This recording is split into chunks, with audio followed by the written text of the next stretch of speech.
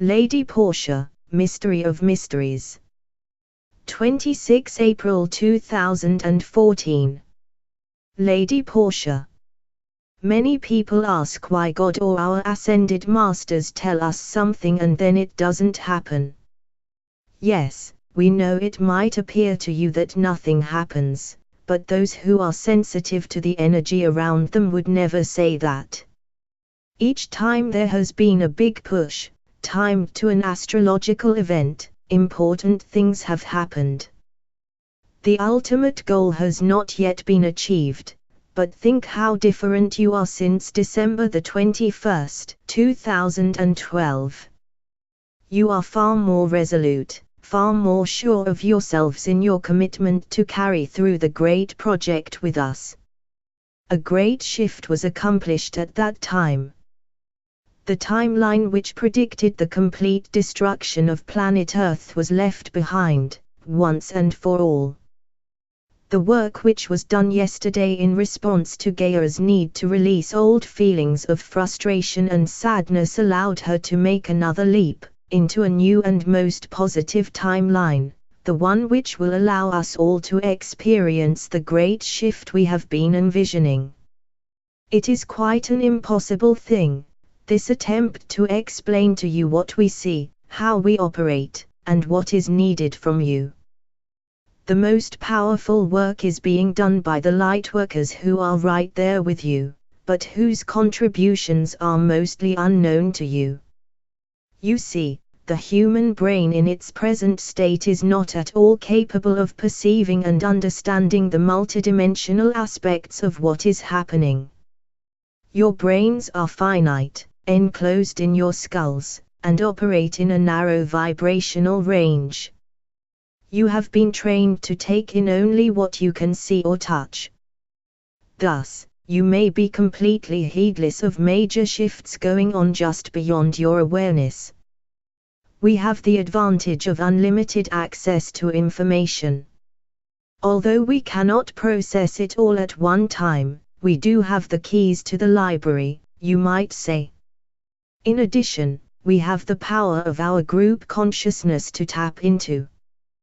We can share images, thoughts and feelings in a way that is impossible for you at this moment, although with the crystallizatio of your DNA, it is becoming easier every day. In addition, we have the ability to see the colors and sounds of the universe in a completely different way than you do, and we can follow the thread of a present event or a particular person, and see all the possible outcomes, with the greatest to least probabilities and possible influences along the way. This is how we are able to predict the future. Of course, it is not really prediction, it is assessing probabilities. This is what we are doing now concerning your ascension and the activities surrounding it. Now, let me give you as much of that picture as I can, given the limitation of language and finite brain operations. There is another element we must bring into the explanation here, and that is the truth which you are just newly beginning to grasp. That is the law of attraction and the ability we, and you, have to manifest what we want. You understand that what we want is for all of you to reach the glorious goal we have envisioned together, do you not? Well, we want it above all else, but we are bound by universal law not to interfere or intervene in the civil activities of a planet unless we are asked, and it is approved by the Ascension Council. This is why we are talking to you now, because it has been allowed, to an extent, that we be in contact with you and that we offer our help and communication. However, it is not permitted that we simply move into your planet and take over to set things right, no matter how much you might appreciate it. We are required to go step by step, interceding only as things develop on the surface of the earth as a result of your actions and your rising vibrations. We have seen that the moments when energies have risen the highest on planet Earth are the times when many were meditating together, envisioning a positive outcome, each with his /her heart mid-joining in harmony with all the others. These are the times when great leaps are accomplished. The more passionately the vision is held, and the more who hold it, the greater the leap. We see the peaks when you are all listening to the radio shows on Blog Talk Radio, and when you read the messages as they are posted and read by the thousands. There was a tremendous flow of rising light and energy during the build-up toward the harmonic ascension. At the culmination of that campaign, on April the 15th at 10 p.m., the time Father God identified as the first wave of ascension, there was a burst of light and a powerful flow of love that lifted all humankind toward a new timeline, into a new channel as you might call it, where the outcome for all will be a more positive one. No, you did not all ascend that night in the way you had hoped, but you did ascend. I know you cannot see the energy lines which interact through time and space, across dimensions throughout the multiverse, but I can see them, and I can tell you, you have made a difference. You have been told various scenarios in the past 50 years or so which have predicted various kinds of upheaval, rescue, and more recently, an orderly and joyful ascension for all. All these scenarios were true at the time they were foretold. Yes, you, beloved ones, have jumped the timelines several times in the past few years, literally changing your destiny and that of the entire planet. To make things even more complex, you are also involved in raising the vibrational energy for the entire multiverse. No, we have not spoken of this at length before because it is too mind-boggling for a human mind to truly grasp, but let's try. You, here on your relatively small, beautiful blue planet, are central to the movement which is taking place across the universe. This has been suggested before, but it would be impossible for you to be truly aware of the magnitude of your involvement in the ascension of the entire multiverse. Are you reeling at the idea that your envisioning powers will indeed be needed to lift not only other solar systems, other inhabited planets, and other galaxies teeming with life, but that you will also do much of the heavy lifting to raise even other universes, and affect the structure of other dimensions? It is true. You are just beginning to appreciate how powerful you actually are. There is a great synergy between your own awakening and the energies flowing across your planet and throughout the cosmos. Think only 5 centuries ago it was believed the Earth was flat, and today most of you have a fairly good understanding of the movement of heavenly bodies, of your place in the solar system, and are conversant with the influences of astrological events, energy vortices, and group consciousness. You are no longer stunned at the idea the human consciousness has an effect on the growth of plants, the weather, and the behavior of wild animals. It does not surprise you that animals have souls, that you can talk with trees, or that Mother Earth recognizes your footfall. How many of these things did you become aware of in the past 3 years? You see, you are ascending, and others around you are beginning to open their eyes as well.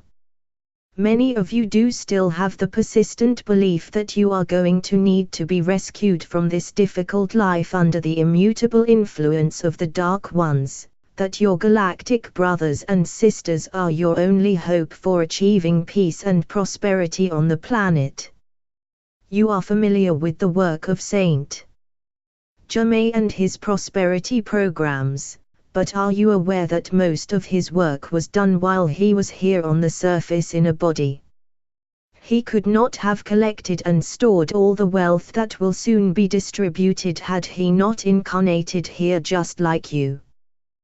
Think of the great ones who have changed the course of history, have faced down the Dark Ones and who have achieved miracles of political and social enlightenment. They were here in bodies, were they not? Would the words of Martin Luther King have had the same effect if he had spoken them over a loudspeaker from the deck of a spaceship rather than from the streets of Selma, Birmingham and Chicago? Would my words mean as much to you if I were not there with you in a body, speaking of the things Core 3 experiences just as you do? You are not puppets on a galactic string, beloveds. You are not puppets on anyone's string. Your happiness is not dependent upon anyone but yourself. You are in charge of this life you live and the way it turns out. You create the vortex that swirls around you, the amount of light you emit, and therefore the amount of love you attract. Use an example of an incident in your own life. Think of a time you sank into self-pity. Notice the events and feelings that followed. Be honest with yourself. Has depression, anxiety or self-doubt ever brought a genuinely pleasurable moment into your life? Why do you continue to generate it? Because you can't help it. You don't know how to do anything else. If you believe this, you are believing you are a helpless child, without resources, without intelligence or creative power. If so, you denigrate the magnificent creation you are, an adult of the creator race, here to manifest the dream. Even spirituality can be used to reinforce helplessness, you know. Belief in God is a powerful thing, but it does not take the place of living your life, one breath, one day, one action at a time. This is the wondrous thing about incarnation. You can literally be in more than one place at a time. Now, reach upward, dear ones. Make permanent contact with the higher self, which is your source of wisdom and greater perspective. You are your higher self, you know. Your higher self is you. There need not be a veil of mystery between you, if you simply accept the fact that whatever moments of brilliance you have had, whatever triumphs of generosity, kindness and compassion you have spontaneously expressed are truly who you are. Accept your deepest feelings of love and empathy, the highest achievements of your heart, as the simple evidence of what you are capable of, and what you can be in your normal, everyday life. You have all been taught to criticize, belittle and demoiselle yourselves. No. The truth is the opposite of what you have believed. Peak moments are the expression of who you are. The rest is just the result of being caught in the matrix of confusion and darkness. Shake off judgment, assessment of your faults and failures. Look instead to the strengths you have developed over lifetimes of experience. There, under the layers of self-criticism and blame is the starseed, the glittering diamond of conscious awareness that is your I Am presence, your God self. You are loved, and you are capable of great love, great moments of glory, every day. It is within you because it is within your higher self, your I Am God presence. See yourself as one divine being, one being within the heart and mind of God. This is our true identity. We are one. Portia. Transcribed by Core 3 email/Portia, April the 26th, 2014, 1 a.m., New York. Permission is given to copy and share this message, providing it is given in its entirety without additions or deletions, and credit is given to the channel and to the website, www.whoeatslight.org.